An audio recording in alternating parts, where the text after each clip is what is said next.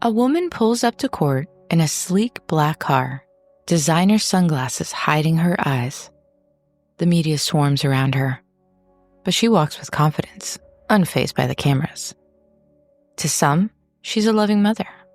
To others, she's one of Australia's most notorious crime figures. But who is the real woman behind the headlines? Welcome to GBRLIFE Transmissions.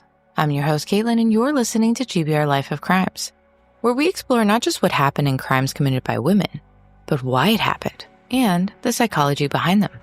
Today, we're examining the life of a woman who became synonymous with Melbourne's crime wars. A story of survival, power, and the price of loyalty. Who was behind this infamous story? Roberta Williams. The year's 2004, and Melbourne's streets are running red with blood. A violent power struggle between rival crime families has turned the streets dangerous. And at the center of it all stands Roberta Williams, wife of notorious crime figure Carl Williams. But to understand how this former teenage runaway became one of Australia's most infamous crime figures, we need to go back to the beginning. Born in 1969, Roberta Patterson's early life was marked by instability and trauma. Growing up in the working-class suburbs of Melbourne, she experienced a childhood that would shape her in future ways no one could have predicted. Her mother struggled with various issues, and young Roberta often found herself moving between relatives' homes. This constant instability during her formative years created what psychologists call an insecure attachment pattern, unable to rely on consistent care from one adult at all.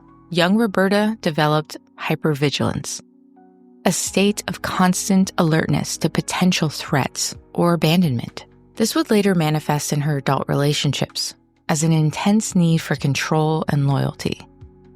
By age 12, Roberta was already showing signs of behaviors that psychologists associate with early trauma responses. She developed an uncanny ability to read people's emotions and intentions, a survival skill common in children from unstable homes. Her frequent running away wasn't just teenage rebellion. It's what psychologists call trauma response flight, when fight or flight instincts become a default. It's her survival mechanism. These early years also saw Roberta develop what therapists call adaptive manipulation. She learned to be whoever she needed to be in any given situation, charming when necessary, tough when required.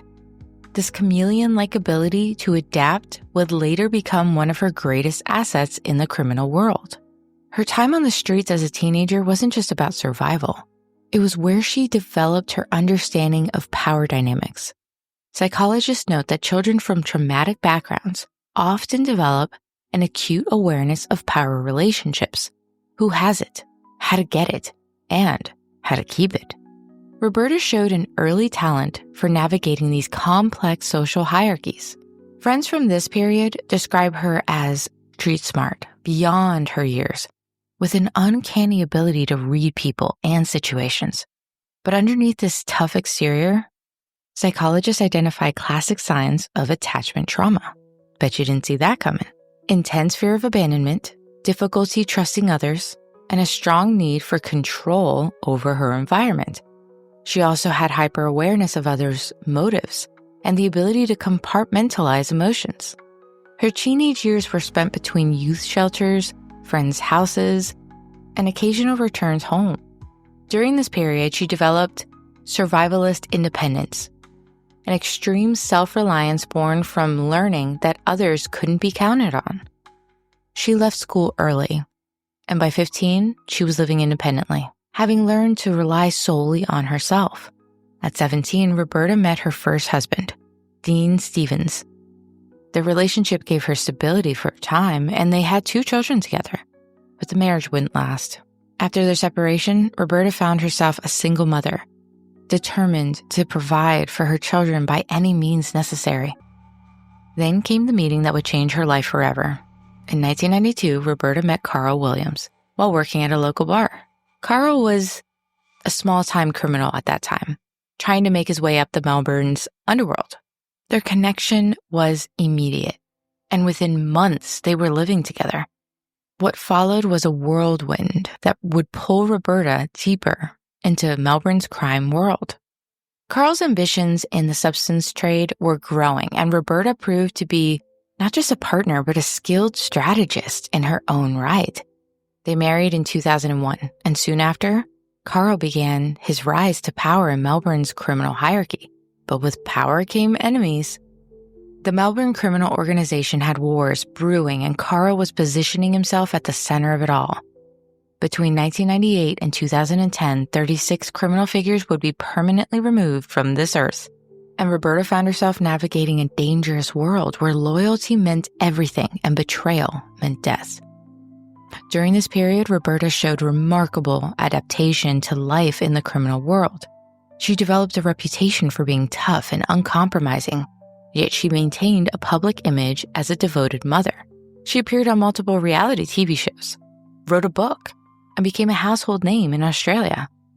But the facade began to crack in 2004 when Carl was arrested for ordering hits within Melbourne's criminal underground. Roberta stood by him initially, maintaining his innocence and managing his affairs while he was in prison. But the pressure was mounting. Their assets were frozen, and she found herself under constant police surveillance. And in 2010, everything changed. Carl Williams was unalived in prison, beaten with the stem of an exercise bike. Roberta's reaction to his demise showed the complexity of their relationship. In public, she mourned him as the loving husband and father, but in private, she already planned her next moves. What makes Roberta fascinating is her remarkable ability to adapt and survive. Consider these traits that psychologists have noticed: extreme resilience in the face of adversity, high emotional intelligence, particularly in reading and manipulating situations, strong protective instincts towards family, ability to compartmentalize different aspects of her life, sophisticated understanding of power dynamics. These are not common skills. In 2019, Roberta's own criminal activities caught up to her. She was arrested for kidnapping and threatening to unalive a television producer who was working on a reality TV show about her life. The producer claimed Williams and her associates lured him to a building where he was beaten and threatened over financial disputes regarding the show. This incident led to serious charges. In 2022, Roberta pled guilty to blackmail and recklessly causing injury. She faced Melbourne's county court, where she was sentenced to 2 years in community corrections, requiring her to do 150 hours of unpaid work and undergo mental health treatment. And this wasn't her first brush with the law. Over the years, she faced various charges, including substance possession, assault, and extortion. And in 2004, she was charged with trafficking one particular substance, but was later acquitted. In 2006, she spent time in custody after being charged with trafficking another substance altogether, though these charges were also eventually dropped. Financial troubles also followed her as well. In 2016, she declared bankruptcy after filing and failing to pay a tax bill of over $300,000. The Australian Taxation Office had been pursuing her for years over unpaid taxes from her various business ventures. Pursuits often fell flat with Roberta because when it came down to her own troubles, Roberta consistently showed an ability to land on her feet, leading some psychologists to note her exceptional adaptability under pressure. What's particularly interesting is how she navigated the intersection of criminal and public life. Unlike many crime figures who shy away from publicity, she embraced it, using media attention to build her own brand and maintain relevance long after the criminal underground wars had ended. Today, Roberta remains a controversial figure. To some, she's a survivor who did what she had to do to protect her family. To others, she's a calculating criminal who glorified a lifestyle that brought destruction. Her story raises an important question about the role of women in organized crime. While often portrayed as passive participants or unwitting accomplices, Roberta's case suggests a more complex reality. She wasn't just the wife of a crime boss. She was an active participant who helped shape events. The legacy of Roberta Williams extends beyond her own story. Her life has been dramatized in popular television series like Underbelly, and she continues to make headlines. But perhaps the most significant aspect of her story is what it tells us about survival and adaptation in the criminal world.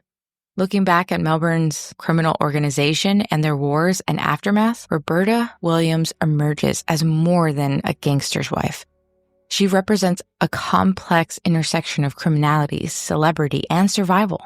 Her story forces us to confront uncomfortable questions about power, loyalty, and the lengths that people will go to protect their interests. And while Roberta Williams' story might seem glamorous to some, it's important to remember the real cost of organized crime, the lives lost, the families destroyed, and the communities damaged by the violence and substances. This has been GBRLIFE of Crimes, part of GBRLIFE Transmissions, and I'm Caitlin, reminding you that understanding the darkness helps us appreciate the light. Join us next time as we explore another case that challenges our understanding of the criminal mind.